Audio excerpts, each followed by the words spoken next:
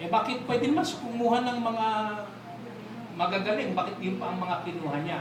You see, ang sinasabi lang ni Bishop Arechea is that kailangan po, when we study the Word, pag pinag-aralan po ang salita ng Diyos, do not just study it. You understand it. Okay, ang pag-aaral ganito, do not just read the Bible. Scrutinize it. Understand it. When we say study, when we say study, it should be a critical study. Dahil ang Biblia ho ay tawag dito, very intricate ang kanyang mga ginagamit na mga salita. Oo, hindi mo pwedeng unawain niya lang by mere reading it. So you have to scrutinize it, you have to analyze it, critical analysis, and you have to understand it. And lastly, you should apply it. Ganun po yung pag-aaral na yon. Kaya kung magkaminsan, in one glance, na binasa niyo yung ganyan, hindi niyo ho mauunawaan. You have to read it several times, understand it, analyze it critically. Ano po? Kasi may mga salita dyan na kailangan maunawaan nyo ayon sa orihinal na sulat at ano ang kanyang dinadala sa mga bagong mga kaisipan. So that's how ang tawag ko namin doon ay hermeneutical understanding ng Biblia. Hermeneutical. Actually yan, exegetical at saka hermeneutical understanding. So, ngayon, hindi mo namin kayo tuturuan, parang ganito lang yan. Hindi ko kayo nag-aaral at Sunday school para maging Bible scholar. Okay? Huwag din yung ma-misconstrue na sinasabi ko yun para kayo gawing Bible scholar. But somehow, if you are maturing in your Christian life, kung kayo ay nagmamature, mga kapatid, hindi na hong pagbabasa lang ang gagawin ninyo. Ganun yung nagmamature. Hindi na ho gatas ang kanyang tinitake. Ano ho? Just imagine, no? Kung gano'n nakatagal, hanggang ngayon ba gatas pa rin? Dapat tayo ho na lumalago sa Kristiyanong buhay, pagkakilala sa Diyos, ano na ho dapat natin kakainin? Karne. Masarap ang karne. Steak. Yan. Yun na po. In other words, tapos na tayo doon sa mga light food. Kailangan na ho natin ng mga hard food. At yung pag-aaral sa Biblia na sinasabi, at yung batay sa tanong na yun, do not just simply, what? Read it, study it. So, ang mga nag-grow na Kristiyano, lumalali. Kaya, yung UMC Doc, that's a good opportunity for you to know it. Ngayon, kaya lang, mas maganda ho na yung UMC Doc, i-coin ninyo dyan yung talagang pag-aaral sa Biblia. Kasi doon, on a mere interpretation of your experience. Pero yung talagang underpinning ng mga salita, it should be deeper than that. Kaya yung nung bagay na yun, Manong Jean, kung interesado kayo, not just to read it, you have to analyze it critically, and you simply apply what you have read. Ngayon, kung kayo ay nahihirapang umintindi, ganito lang ho, ang dami hong mga available na mga, ano tawag doon? Mga interpretation. Oo, sa internet, ang dami po nun. Hindi ho kayo mahihirapan na andun na yung ibang mga explanation. Ano po? Maganda nga, yung Biblia ninyo ay yung tinatawag naming study Bible, no? Yung study Bible, nandun yung mga talata, nandun sa baba yung mga simple explanation, bakit naisulat yan, anong intention, etc., etc. Kaya kayo, pag nagbasa kayo at meron kayong in-explain, it is based on the very fact of the Word of the Lord. So ang dali na kagaya nung araw wala pa ho niyang study Bible.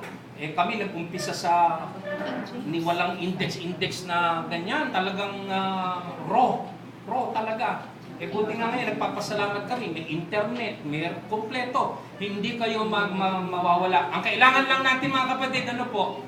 Yun hong desire to know the Word of the Lord.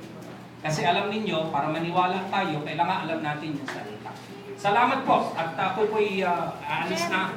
Alam ko marami kayong tanong, marami ding kwan, siguro po isulat na lang ninyo. Salamat po. Ayan. Nabanggit po ni Pastor yung ano. Salamat po, Pastor. Hello, hello. Nabanggit po niya yung ano, UMC Doc. Gusto ko lang po rin mag-share tungkol po sa napag-aralan, kasama po si ate, napag-aaralan po namin sa care group na nililit nga po ni admin. Meron daw po dalawang ibig sabihin ng salita o word, logos, tsaka rema. Logos, yun po yung written word of God, yun po yung sinulat. Yung rema po, R-H-E-M-A, yun po yung spoken word of God. Yun daw po yung nagsasalita sa atin na verse sa Bible. Wow, binasa natin. Yung po tanong ni Kuya Bing, actually, pwede po rin, sa ipatotoo po to, maaari ko po sabihin na siguro since sa Sunday school po nung bata ako, nabasa ko na po yung tungkol sa, example na po ito nung rema, yung spoken word of God, na nabasa na po natin yung Exodus, yung katulad kay Baby Moses, di ba, memorize na po natin, alam na po natin yan, niligtas siya ng kanyang ating na si Miriam, tapos yung kwento ng Exodus. Pero iba po yung mensahe ng Diyos. Pag binasa niyo po yung story yon, may makikita po kayong verse na talaga nagsasalita sa inyo ang Panginoong Diyos. Yung nga po yung Rema, R-H-E-M-A, spoken word of God. Alam niyo po, nung bata ko napapansin ko lang si Moses, diba?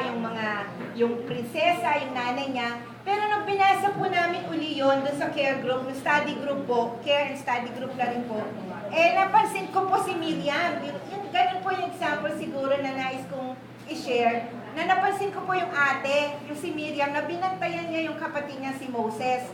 Tapos yun nga po yung sinasabi ni Pastor na application, in-apply ko po na inalala ko po yung pagiging ate ko. Bigla ko naalala si Janet at saka si Alvin, na yung nagsalita po ang Lord sa akin na matagal ko na alam yung kwento ni Moses, yung baby Moses, yung ate, pero yun nga po yung rema, spoken word of God, na message ni God, tapos sa'yo, yung applicable sa sitwasyon mo.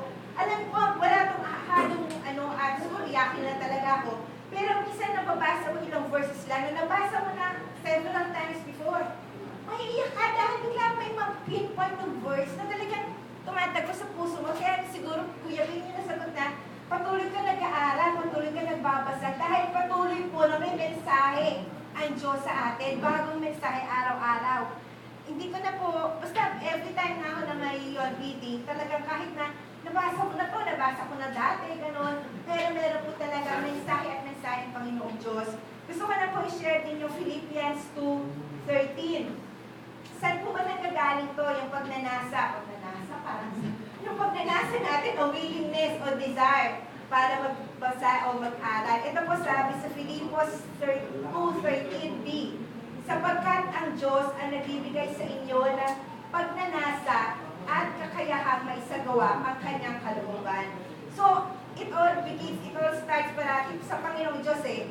Kaya ang tanong nga po dito, kung nasa atin po ang Panginoong Diyos, talaga siya po yung bibigay sa atin ng desire, ng kauhawan, ng kagutuman sa kanyang salita. So, wala po talagang nag-graduate sa pagbabasa, sa pag-aaral ng salita ng Diyos. Dahil araw-araw, meron pong bagong mensahe ang Panginoong Diyos para sa atin. Nagugulat na lang po kami magkakaklase, magkakagroup eh. Yung iba-iba, 10 verses po, kahit 5 verses yun, iba-iba po yung napipili namin verse na nagsasalita ang Panginoong Diyos. So, ang bottom line po, hinayaan po namin kayo talaga. Maganda po yung care group na doon po talagang patuloy na nag-aaral, nag-sharean, tungkol po sa Biblia. Makikita po yung mga insights na hindi lang sarili mo, kundi yung kapwa Kristiyano mo. Kailangan po, Rema po, R-H-E-M-A, spoken word of God. Salamat po. Si Kuya James,